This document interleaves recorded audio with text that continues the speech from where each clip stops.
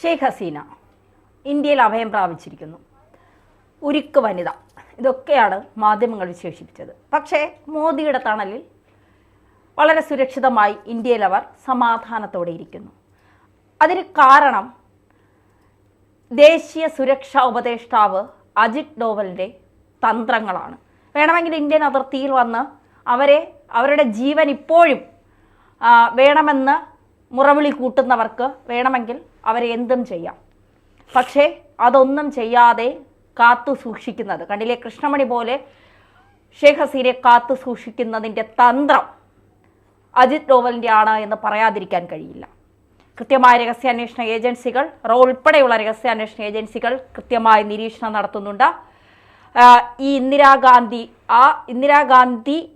ബംഗ്ലാദേശിനെ സംരക്ഷിച്ചതുപോലെ, അല്ലെങ്കിൽ ബംഗ്ലാദേശിന് അഭയം നൽകിയതുപോലെ ആ സമയം മുതൽ ഷെയ്ഖ് ഹസീനയുടെ കുടുംബത്തിന് ഇന്ത്യയോടൊരു കൂറുണ്ട്, ഒരു മമതയുണ്ട്. അതുതന്നെയാണ് വീണ്ടും അവർക്കൊരു പ്രതിസന്ധി വന്നപ്പോൾ, ഒരു പ്രശ്നം വന്നപ്പോൾ അവർ ഓടി ഇന്ത്യയിലേക്ക് എത്തിയത്. ഈ ഷെയ്ഖ് ഹസീന വീണ്ടും പ്രധാനമന്ത്രിയാകാൻ സാധ്യതയുണ്ട്. രാഷ്ട്രീയത്തിലേക്ക് വരില്ല എന്ന് മകൻ പറയുമ്പോഴും വീണ്ടും പ്രധാനമന്ത്രിയാകാനുള്ള സാധ്യതയുണ്ട്. അതിൻ്റെ തന്ത്രങ്ങൾ ഇന്ത്യയിൽ ഇരുന്ന് തന്നെ അജിത് ഡോവലുമായും അല്ലെങ്കിൽ പ്രധാനമന്ത്രി നരേന്ദ്രമോദിയുമായും ഒക്കെ ചർച്ചകൾ കൃത്യമായി നടത്തുന്നുണ്ട് എന്നുള്ളതാണ്. പല മാധ്യമങ്ങളും അത്തരത്തിലുള്ള വാർത്തകൾ റിപ്പോർട്ട് ചെയ്യുന്നുമുണ്ട്. എന്ത് തോന്നുന്നു ബംഗ്ലാദേശിൻ്റെ സ്ഥിതിഗതികൾ? തന്നെ എനിക്ക് തോന്നുന്നത് ഷെയ്ഖ് ഹസീന വീണ്ടും ബംഗ്ലാദേശിലെത്തും. അവിടെ വീണ്ടും പ്രധാനമന്ത്രിയായിട്ട് വരും. ഇന്ത്യ അവരെ പിന്തുണയ്ക്കും. ഇന്ത്യയുടെ ഒരു ഹിഡൻ ആയിട്ടുള്ളൊരു കൈ ഇപ്പം ബംഗ്ലാദേശിൽ കൃത്യമായി പ്രവർത്തിക്കുന്നുണ്ട്. അവിടെ നമുക്ക് ഈ റോയിൻ്റെ അജ്ഞാതർ എന്നൊക്കെ പറയുന്ന തരത്തിൽ അജിത് ഡോവലിൻ്റെ പുലിക്കുട്ടികളുണ്ട്. ഈ പിള്ളേർ അവിടെ കയറി മേയാൻ തുടങ്ങി കഴിഞ്ഞിട്ടുണ്ടെങ്കിൽ അവിടെ ഇപ്പം ഈ നടന്നുകൊണ്ടിരിക്കുന്ന ഒരു കലാപം അത് ഏകദേശം കുറഞ്ഞു. അതിൻ്റെ ഒരു ഗ്രാവിറ്റിയൊക്കെ കുറഞ്ഞു. പുള്ളിക്കാരി അവിടെ നിന്ന് പോകുന്നതോടുകൂടി അതിൻ്റെ ഗ്രാവിറ്റി കുറഞ്ഞു. മാത്രമല്ല അവിടുത്തെ ഹിന്ദുക്കൾക്ക് നേരെ അല്ലെങ്കിൽ ഹിന്ദു ക്ഷേത്രങ്ങൾക്ക് നേരെ നടന്നിട്ടുള്ള വലിയ സംഘർഷങ്ങളും വലിയ കലാപങ്ങളും ഉണ്ടായിരുന്നു. ആ കലാപങ്ങൾ ഒരുപാട് അടിച്ചമർത്താൻ ശ്രമിച്ച സമയത്ത് അവിടുത്തെ ന്യൂനപക്ഷമാണെങ്കിലും 7-8-6% ഹിന്ദുക്കൾ എന്ന് പറയുന്നവർ അവരെല്ലാം തന്നെ ഒത്തുചേർന്നുകൊണ്ട് ഒരു മാസീവായിട്ടുള്ള പ്രൊട്ടസ്റ്റിലേക്ക് പോയതോടുകൂടി അവിടെ ആ മാസീവായിട്ട് നമ്മൾ ഒറ്റയ്ക്ക് നിൽക്കുന്ന സമയത്ത് ഒരുത്തിന് വന്ന് വേണമെങ്കിൽ തല്ലാമെങ്കിലും ഒരു കൂട്ടമായി നിൽക്കുന്ന സമയത്ത് അറ്റാക്ക് ചെയ്യാൻ വേണ്ടിയിട്ട് പറ്റില്ല എന്ന് പറയുന്ന ഒരു പൊതുതത്വം, ആ തത്വത്തിലേക്ക് അവിടുത്തെ ഹിന്ദുക്കളും എത്തിയിരിക്കുന്നു. മാത്രമല്ല അവിടുത്തെ ക്ഷേത്രങ്ങൾക്ക് വേണ്ടി അവിടുത്തെ ഹിന്ദുക്കൾ കാവൽ നിൽക്കുന്ന തരത്തിലേക്ക് കാര്യങ്ങൾ പോയി. അടിച്ചാൽ തിരിച്ചടിക്കുമെന്ന നിലയിലേക്ക് കാര്യങ്ങൾ പോയി. ഇതിനൊക്കെ കിട്ടിയിട്ടുള്ള ഒരു ഊർജം, ഒരു ധൈര്യം അത് ഭാരതത്തിൽ നിന്ന് തന്നെയാണ് എന്നാണ് ഞാൻ വിശ്വസിക്കുന്നത്. പ്രത്യേകിച്ച് നമുക്ക് നേരത്തെ നമ്മുടെ 2022 ഇന്ത്യയിലെ PFI നിരോധനത്തിൽ സംഭവിച്ച ഒരു കാര്യമുണ്ട്. അത് 2022 സെപ്റ്റംബറിൽ ഈ PFI നിരോധനത്തിന് വരുന്നതിന് മുമ്പായിട്ട് ഇന്ത്യയിലെമ്പാടും വേണമെങ്കിൽ ഒരു സംഘർഷമോ ഒരു കലാപമോ വേണമെങ്കിൽ PFIക്ക് നടത്താൻ പറ്റുന്ന നിലയിലുള്ള സംവിധാനം അവർക്കുണ്ടെങ്കിലും ഏറ്റവും ആദ്യം ചെയ്തത് എന്താ, അതിൻ്റെ തലപ്പക്കത്തിരിക്കുന്ന എല്ലാ എണ്ണത്തിനും പിടിച്ചെടുത്ത് ഉള്ളിലിട്ടു. ഇതോടുകൂടി അവർക്ക് കൺട്രോൾ ചെയ്യാൻ പറ്റാത്ത കാര്യങ്ങൾ കൃത്യമായി മനസ്സിലാക്കി പല വേഷം കെട്ടി വന്നു. അത് ഡീറ്റെയിൽ ആയിട്ട് ചർച്ച ചെയ്യണം. ഇനി നമുക്ക് ഞാൻ പറഞ്ഞത് ആ ഒരു സ്ട്രാറ്റജി, അതായത് പ്രധാനപ്പെട്ട ആൾക്കാരെ പൊക്കിക്കൊണ്ട് പോവുക, ഈ അവരെ ഉണ്ടാക്കാൻ ഉപയോഗിച്ചിരുന്ന ആ ഒരു പ്രൊട്ടസ്റ്റ് അല്ലെങ്കിൽ ഒരു സംഘർഷം അതിനു വേണ്ടി നിയന്ത്രിക്കാനുള്ള, മുന്നിൽ നിന്ന് നിയന്ത്രിക്കാനുള്ള ആളുകളില്ലാതെ വരിക. അപ്പോൾ പിന്നണിയിൽ നിൽക്കുന്ന ആളുകളെല്ലാം സ്വാഭാവികമായിട്ടും പിന്മാറുക എന്ന നിലയിലുള്ള സ്ട്രാറ്റജിയാണ് അവിടെ ഉപയോഗിച്ചത്. എനിക്ക് തോന്നുന്നത് ബംഗ്ലാദേശിലും ഇന്ത്യ കണ്ടിട്ടുള്ള, നമ്മുടെ അജിത് ഡോവൽ കണ്ടിട്ടുള്ള തന്ത്രം ഇത് തന്നെയാണ്. ബംഗ്ലാദേശിലെ വളരെ പ്രധാനപ്പെട്ടുള്ള ഈ ഒരു വിഷയങ്ങൾക്കെല്ലാം മൂലകാരണമായി നിന്നിട്ടുള്ള പല ആൾക്കാരെ കാണാനില്ലെന്നുള്ള വാർത്തകളൊക്കെ അടുത്ത ദിവസങ്ങളിൽ വന്ന് തുടങ്ങും. ആ കാര്യം തന്നെ എഴുതി വെച്ചോ, അങ്ങനെ വന്നു കൊടുക്കും. അങ്ങനെ വന്നിട്ടുണ്ടെങ്കിൽ അതിന് പ്രത്യേകിച്ച് ഒരു കാരണം അന്വേഷിച്ച് അല്ലെങ്കിൽ അത് ആരാണ് ചെയ്തതെന്ന് അന്വേഷിച്ച് പോകേണ്ടതായിട്ട് വരില്ല. അത് ചെയ്ത റോയിൻ്റെ പുലിക്കുട്ടികൾ തന്നെയായിരിക്കും. പാകിസ്ഥാനിൽ പോയിട്ട് മാളത്തിൽ കയറിയിട്ട് അവരുടെ മാളത്തിൽ കയറി വെടിവെച്ചിട്ടിട്ട് ഈസി ആയിട്ട് പുറത്ത് വരാൻ വേണ്ടിയിട്ട് പറ്റുന്ന സംവിധാനം ഉണ്ടായിരുന്നെങ്കിൽ, മാത്രമല്ല ഈ സിഖ് കലാപവും നമ്മുടെ ഈ ഡൽഹിയിലുണ്ടായിട്ടുള്ള കർഷക സംഘർഷവും കാര്യങ്ങൾക്കെല്ലാം മൂർച്ച കൂട്ടിയിട്ടുള്ള ചിലവന്മാരെ അങ്ങ് UK പോയിട്ട് സ്വസ്ഥമായി അവിടെ കിടന്നുറങ്ങുന്ന സമയത്ത് നിമിഷ നേരം കൊണ്ട് ക്യാമറകളിൽ കണ്ണ് വെട്ടിച്ച് പോയി തീർത്തിട്ട് വരാനുള്ള സംവിധാനം ഇന്ത്യക്ക് ഉണ്ടെങ്കിൽ, അതിനെല്ലാം തന്നെ ഈ ലോകരാജ്യങ്ങൾ ഭയപ്പെടുന്നുണ്ടെങ്കിൽ അതിനൊറ്റ കാരണമുള്ളൂ. അതിൻ്റെ മൂലകാരണം എന്ന് പറയുന്നത് അത് അജിത് ഡോവൽ എന്ന് പറയുന്ന ആ പുലിക്കുട്ടി തന്നെയാണ്. ആ പുലിക്കുട്ടിയാണ് ഇവിടെ പ്ലാൻ ചെയ്തെങ്കിൽ ഈ പ്ലാൻ ചെയ്തതെങ്കിൽ നന്യ നമ്മൾ 2 വട്ടം ചിന്തിക്കേണ്ട ആവശ്യമില്ല. അവിടെ ഉറപ്പായിട്ടും ഷെയ്ഖ് ഹസീന ചെല്ലും. അവിടെ ഇപ്പോൾ അവിടെ നിന്ന് അവർ ഒളിച്ചോടിയാണ് ആ ഒരു ചോപ്പറിൽ വന്നതെങ്കിൽ ഇനി അവരവിടെ ചെല്ലുന്ന സമയത്ത് പൂമാലയിട്ട് സ്വീകരിക്കാൻ വേണ്ടി ആയിരങ്ങൾ അവിടെ നിറഞ്ഞു നിൽക്കും. ആ ആയിരങ്ങളുടെ സാന്നിധ്യത്തിൽ വെച്ച് ഇവർ വീണ്ടും അവിടെ പ്രധാനമന്ത്രിയായിട്ട് അധികാരമേക്കുന്ന കാലം വിദൂരമല്ല എന്ന് എനിക്ക് കൃത്യമായി പറയാൻ പറ്റുമെന്നാണ് ഞാൻ നിരീക്ഷിക്കുന്നത്. ഈ മുഹമ്മദ് യൂനസ് അവിടെ ബംഗ്ലാദേശിന്റെ പ്രധാനമന്ത്രിയായി വന്നപ്പോൾ അഭിനന്ദനവുമായി നമ്മുടെ പ്രധാനമന്ത്രി നരേന്ദ്രമോദി എത്തി. പക്ഷെ അഭിനന്ദനത്തിന് പിന്നിലൊരു പണിയുണ്ട്. അധിക നാൾ നീ ആ കസേരയിൽ ഇരിക്കാമെന്ന് വിചാരിക്കേണ്ട.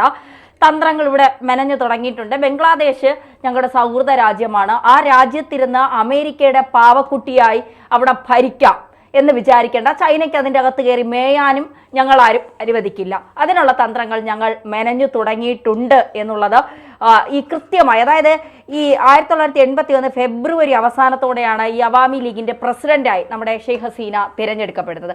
പിന്നീട് അവർ ഇന്ത്യയിൽ നിന്ന് പോകുന്നത് 1981 മെയ് 17 ആ നേതാവായി, അതായത് അവാമി ലീഗിന്റെ പ്രസിഡന്റായിട്ടാണ് അവർ തിരിച്ച് ബംഗ്ലാദേശിൽ കാൽകുത്തുന്നത്. അവരുടെ അച്ഛനെ, അവരുടെ കുടുംബാംഗങ്ങളെ മുഴുവൻ 1975 ഓഗസ്റ്റ് 15 കൊല ചെയ്യപ്പെടുകയാണ്. മൊത്തം കുടുംബത്തെ ഇല്ലാതെയാക്കണം. ഇവരും സഹോദരിയും ഇവരുടെ മകനും മാത്രമാണ് രക്ഷപ്പെടുന്നത്. ബാക്കിയുള്ളവരെല്ലാം കൊല ചെയ്യപ്പെടുകയാണ്. പക്ഷെ പിന്നീടും തൻ്റെ ഇടത്തോടെ നല്ല സ്ട്രോങ്ങോടുകൂടി ആ ബംഗ്ലാദേശ് ഭരിക്കാൻ ഷെയ്ഖ് ഹസീനയ്ക്ക് കഴിഞ്ഞുവെങ്കിൽ, ഇന്ത്യയുടെ പിന്തുണയോടെ അതവർക്ക് കഴിഞ്ഞുവെങ്കിൽ, ഇപ്പോൾ ഇരിക്കുന്നവർ അജിത് ഡോവൽ എന്ന് പറയുന്ന പുലിക്കുട്ടി കാര്യങ്ങൾ എങ്ങനെയാണ് കൈകാര്യം ചെയ്യുന്നത്, എന്ത് തന്ത്രമാണ് മെനയുന്നത്, എന്തൊക്കെ നടപ്പിലാക്കാനാണ് ശ്രമിക്കുന്നത് എന്ന് എനിക്ക് തോന്നുന്നു യൂനസിനെ വിട്ട അല്ലെങ്കിൽ യൂനസിനെ കൊണ്ട് ബംഗ്ലാദേശിന്റെ പല കാര്യങ്ങളും ഇന്ത്യക്കെതിരെ ചെയ്യിപ്പിക്കാമെന്ന് വിചാരിക്കുന്നവർക്ക് പോലും മനസ്സിലാകുന്നതിനപ്പുറമാണ് ഡോവലിന്റെ കാഞ്ഞ ബുദ്ധി എന്ന് പറയുന്നത്. തന്നെ അതിനകത്തൊരു പ്രധാനപ്പെട്ട കാര്യമുണ്ട്. ഈ ബംഗ്ലാദേശ് ഇപ്പം പറഞ്ഞു കഴിഞ്ഞിട്ടുണ്ടെങ്കിൽ അവിടുത്തെ ഈ യൂണിറ്റ് സർക്കാർ നിലനിൽക്കുന്നിടത്തോളം കാലം നമുക്കൊരു ശത്രു രാജ്യം എന്ന രീതിയിലേക്ക് പോലും ചിന്തിക്കേണ്ട അവസ്ഥയാണ്. കാര്യം എന്ന് വെച്ച് കഴിഞ്ഞിട്ടുണ്ടെങ്കിൽ അവരെ കൊണ്ട് ഇതെല്ലാം ചെയ്യിച്ചിട്ടുള്ള ഒരു സംവിധാനം, ആ സംവിധാനം ലക്ഷ്യമിട്ടിരുന്നത് എന്താണെന്ന് ഇപ്പോൾ ഇവിടുത്തെ പുതിയ ആൾക്ക് മനസ്സിലായി. അതായത് ഇന്ത്യക്ക് മുന്നിൽ 3 വാർ ഫ്രണ്ട് തുറക്കുക. ഒന്ന് പാകിസ്ഥാൻ, ഒന്ന് ചൈന. ഈ 2 ഓൾറെഡി ഉണ്ട്. ബംഗ്ലാദേശ് കൂടി അത്ര 3ആയി. ഇപ്പുറത്തെ സൈഡിൽ കടലാണല്ലോ. അപ്പോൾ 3 സ്ഥലത്ത് നമ്മൾ ലോക്കാവുന്ന അവസ്ഥയിലേക്ക് വന്നു കഴിഞ്ഞാൽ ഇന്ത്യക്ക് ഒരു വാർ തുടങ്ങുവാണെങ്കിൽ, പാകിസ്ഥാനോ അല്ലെങ്കിൽ ചൈന തുടങ്ങുവാണെങ്കിൽ, ഈ 3 സ്ഥലത്തു നിന്നുള്ള അടീനെ വേണം നമ്മൾ ഭയക്കാൻ വേണ്ടിയിട്ട്. ഇതിന് 3ഉം ഭയക്കുകയല്ല, പ്രതിരോധിക്കേണ്ടതായിട്ട് വരും. അപ്പം ഈ ബംഗ്ലാദേശിനെ നമ്മുടെ കൂടെ നിർത്തുക എന്നുള്ളത് നമുക്ക് വളരെയധികം അത്യാന്താപേക്ഷിതമായിട്ടുള്ള ഒരു കാര്യമാണ്. അതുകൊണ്ട് തന്നെ ഇതിനകത്ത് ഒരു പ്രധാനപ്പെട്ട ഒരു കാര്യം എന്ന് പറയുന്നത്, അവിടെ ഒരു ഇന്ത്യയുമായി ഫ്രണ്ട്ലി ആയിട്ടുള്ള ഒരു സർക്കാർ ഉണ്ടാക്കുക എന്ന് പറയുന്നത് ഇന്ത്യക്ക് വളരെ അത്യാവശ്യമാണ്. അതുകൊണ്ട് അത് എന്ത് വില കൊടുത്തും ഇന്ത്യ ഉണ്ടാക്കാൻ വേണ്ടി ശ്രമിക്കും. അതിന് ഈ നരേന്ദ്രമോദിയുടെ ഏറ്റവും അടുത്ത സുഹൃത്താണ് ലോകത്തെ തന്നെ പ്രധാനപ്പെട്ട പ്രധാനമന്ത്രിമാരോ അല്ലെങ്കിൽ പ്രസിഡന്റുമാരൊക്കെ തന്നെ. പക്ഷെ അതിനോടൊക്കെ അപ്പുറത്തായിട്ട് ഈ ഷെയ്ഖ് ഹസീനുമായിട്ടൊരു സൗഹൃദമുണ്ട്. ആ സൗഹൃദം അയൽ വീട്ടിലെ ഒരു സുഹൃത്തോടുള്ള സൗഹൃദം തന്നെയാണ്. ആ സൗഹൃദം നിലനിർത്തുന്നതിൻ്റെ ഭാഗമായിട്ട് തന്നെയാണ് ഷെയ്ഖ് ഹസീനയ്ക്ക് നമ്മുടെ ഈ റഫേൽ വിമാനങ്ങളടക്കം തന്നെ സംരക്ഷണം കൊടുത്തുകൊണ്ട് ഇന്ത്യയിലേക്ക് കൊണ്ടിരിക്കും. അവരെ പ്രത്യേക താവളത്തിൽ പ്രത്യേക സുരക്ഷയോടുകൂടി, ആർമി സുരക്ഷയോടുകൂടി അവരെ പാർപ്പിച്ചിരിക്കുന്നു. ഇവിടെ ഇരുന്നുകൊണ്ട് തന്നെ കൃത്യമായി കാര്യങ്ങൾ നീക്കുപോക്ക് നടത്തുന്നുണ്ട്. അത് യൂനിസ് ഒന്നും സ്വപ്നം കാണുന്നതിനേക്കാൾ അപ്പുറത്തായിട്ട് കാര്യങ്ങളാണ്. യൂനിസിന് ഇതിനകത്ത് എന്തെങ്കിലും സംശയങ്ങളുണ്ടെങ്കിൽ യൂനിസിന്റെ കൂട്ടുകാരായിട്ടുള്ള PFAക്കാരോട് ചോദിച്ചാൽ കാര്യങ്ങൾ കൃത്യമാവും. എങ്ങനെയാണ് അജിത് ഡോവലും ടീമും കാര്യങ്ങൾ നീക്കുന്നതെന്ന്. അജിത് ഡോവലും ടീമിനും കാര്യങ്ങൾ നീക്കുക എന്ന് പറഞ്ഞു കഴിഞ്ഞാൽ വളരെ എളുപ്പമുള്ള കാര്യങ്ങൾ തന്നെയാണ്. അജിത് ഡോവലും ടീമും നമ്മളെല്ലാം തന്നെ വളരെ പേടിച്ച ഒരു കാര്യമുണ്ട്. മുമ്പ് ഈ IS ഒക്കെ തന്നെ നമ്മുടെ നേഴ്സുമാരെ തട്ടിക്കൊണ്ട് പോയ സമയത്തും ആ സമയത്തൊക്കെ അവിടെ പോയി എങ്ങനെ നമ്മളെ നേഴ്സുമാരെ രക്ഷിക്കും, മലയാളികൾ ഉൾപ്പെടെയുള്ള നേഴ്സുമാരെ രക്ഷിക്കുമെന്ന് നമ്മളൊക്കെ വലിയ തരത്തിൽ ചർച്ച ചെയ്തിട്ടുള്ള കാര്യമാണ്. പക്ഷേ അതൊന്നും തന്നെ വലിയ ബുദ്ധിമുട്ടുള്ള കാര്യമല്ല എന്ന തരത്തിൽ തന്നെയാണ് അന്നത്തെ ഈ സൈനിക നീക്കങ്ങളെല്ലാം തന്നെ ഇതിൻ്റെ ഭാഗമായിട്ടുള്ള നടന്നിട്ടുള്ളത്. അത് നയതന്ത്ര ചർച്ചകൾ നടത്തുന്നത്. ഇപ്പം ഭാരതം അന്നത്തുണ്ടായിരുന്ന ഭാരതമല്ല. ഇന്ന് ഭാരതം സൈനികമായിട്ടും ഒപ്പം തന്നെ നയതന്ത്രമായിട്ടും മറ്റ് രാജ്യങ്ങളോട് സുശക്തമായിട്ടുള്ള ബന്ധം കൂട്ടിയുറപ്പിക്കാൻ വേണ്ടിയിട്ട് കഴിഞ്ഞിട്ടുണ്ട്. അതുകൊണ്ട് തന്നെയാണ് മുമ്പ് റഷ്യയിലും ഉക്രൈനുമായിട്ടുള്ള പ്രശ്നങ്ങൾ ഉണ്ടായ സമയത്ത് ആ ഉക്രൈനിൽ നിന്നും റഷ്യയിൽ നിന്നും ആളുകളെ രക്ഷിച്ചുകൊണ്ട് പോകാൻ വേണ്ടി ഇന്ത്യക്ക് നേരിട്ട് പോയി അവരുടെ ഇന്ത്യയുടെ ഏറ്റവും വലിയ എയർഫോഴ്സിന്റെ വിമാനങ്ങൾ പോലും അവിടെ ഇറക്കാൻ വേണ്ടി കഴിഞ്ഞതും അവിടെ നിന്ന് അതിർത്തിയിൽ നിന്ന് നമുക്ക് രക്ഷിച്ചുകൊണ്ട് വരാൻ വേണ്ടി കഴിഞ്ഞിട്ടുള്ളതും അങ്ങനെയുള്ള ഘട്ടത്തിൽ ഇന്ത്യയോട് സഹായം മറ്റ് രാജ്യങ്ങൾ തേടിയ സംഭവം ഓർക്കുന്നുണ്ട്. ചൈന അടക്കമുള്ള മറ്റ് രാജ്യങ്ങൾ ഇന്ത്യയോട് സഹായം ചോദിക്കുക എന്നതിലും ഒന്ന് ആലോചിച്ച് നോക്കുക. നമ്മുടെ രാജ്യത്തിന്റെ നയതന്ത്ര ബന്ധം എവിടെ എത്തി എന്നുള്ളത് അത് ഈ നരേന്ദ്രമോദിയുടെയും അത് ഈ അജിത് ഡോവലിന്റെയും കപ്പാസിറ്റിന്റെ കഴിവുകൊണ്ടാണ് മാത്രമെന്നാണ് ഞാൻ വിശ്വസിക്കുന്നത്. അത്തരത്തിൽ കൃത്യമായി ഒരു യുദ്ധമുഖത്ത് പോലും സ്വന്തം ആ രാജ്യത്തുള്ള ആളുകളെ അല്ലെങ്കിൽ മറ്റു രാജ്യത്തുള്ള ആളുകളെ പോലും അവിടുന്ന് രക്ഷിച്ചുകൊണ്ട് പോയി സുരക്ഷിതമായി ഒരു സ്ഥലത്ത് ലാൻഡ് ചെയ്യിക്കാനുള്ള കപ്പാസിറ്റിയിലേക്ക് ഇന്ത്യ വളർന്നിട്ടുണ്ടെങ്കിൽ താരതമ്യേന ചെറിയ വിഷയമാണ് ഈ ബംഗ്ലാദേശ് എന്ന് പറയുന്ന വിഷയം. അവിടെ നമ്മൾ പ്രതീക്ഷിക്കുന്നതിനേക്കാളും മുമ്പ് തന്നെ കാര്യങ്ങൾ നടക്കും. മുമ്പ് ഒരു കാര്യം എനിക്ക് ഓർമ്മയുണ്ടാവും, ഈ നരേന്ദ്രമോദി അധികാരത്തിൽ കയറിയതിന് തൊട്ട് പിന്നാലെ തന്നെ നവാസ് ഷെരീഫിൻ്റെ ബർത്ത്ഡേ ചടങ്ങിന് വേണ്ടി പാകിസ്ഥാനിലെ ഇന്ത്യൻ്റെ വിമാനം വന്നിറങ്ങിയും അവിടെ ചായ കുടിച്ച് നരേന്ദ്രമോദി തിരിച്ചിങ്ങോട്ട് വരികയും ചെയ്ത ഒരു സംഭവമുണ്ട്. നമ്മളെന്നല്ല, പാകിസ്ഥാൻ മീഡിയല്ല, അവിടുത്തെ ഭീകരല്ല, ഒരൊറ്റ ഒരു ടീമിനും ചിന്തിക്കാൻ പറയാൻ പറ്റുന്നതിനേക്കാളും മുമ്പേ അവിടെ താഴ്ന്ന് ഇറങ്ങുകയും ചെയ്തു, ചായ കുടിക്കുകയും ചെയ്തു, തിരിച്ചു വരികയും ചെയ്തു. അതാണ് ഇന്ത്യയുടെ നയതന്ത്ര ബന്ധം, അതാണ് ഇന്ത്യയുടെ സൈനിക കപ്പാസിറ്റി. അതിന് മുമ്പ് നമുക്ക് ഇന്ത്യയിൽ നിന്ന് ഇന്ത്യയുടെ ചോപ്പർ തകർന്ന് നമ്മുടെ ഒരു സൈനികൻ പാകിസ്ഥാന്റെ കയ്യിൽ പെട്ട ഘട്ടത്തില് അഭിനന്ദ് വർദ്ധമാൻ, പേര് വിട്ടുപോയി, അഭിനന്ദ് വർദ്ധമാൻ പെട്ട ഘട്ടത്തില് ഇന്ത്യ സ്വീകരിച്ച നിലപാടുണ്ട്.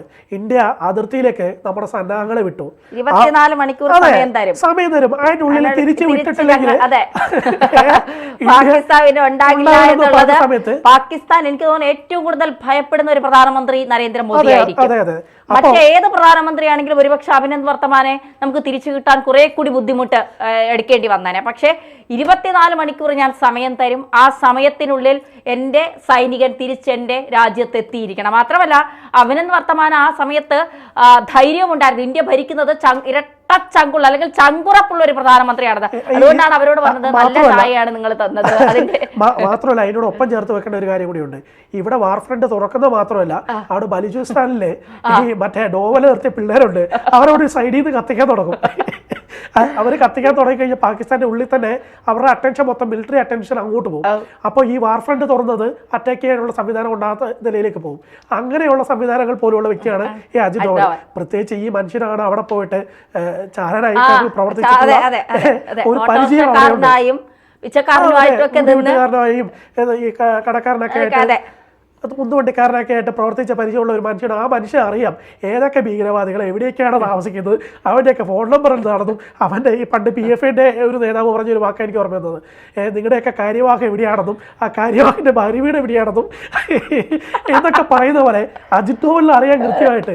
അത് ബലൂചിസ്ഥാനിൽ ഇറക്കിയിട്ടുള്ള മറ്റേ ജമാഅത്ത് ഇസ്ലാമിൻ്റെ പിള്ളേരാണെങ്കിലും ശരി, അവൻ്റെയൊക്കെ നേതാക്കന്മാർ എവിടെയാണ് താമസിക്കുന്നതെന്നും അവൻ്റെ ഭാര്യ വീട് എവിടെയാണെന്നും അവൻ്റെയൊക്കെ മക്കൾ എവിടെയൊക്കെയാണ് പഠിക്കുന്നതും ഏതൊക്കെ വിദേശ രാജ്യങ്ങളിൽ സേഫായിട്ടിരുന്ന് പഠിക്കുന്നതെന്നും ഈ ഡോവലിന് കൃത്യമായിട്ട് അറിയാം.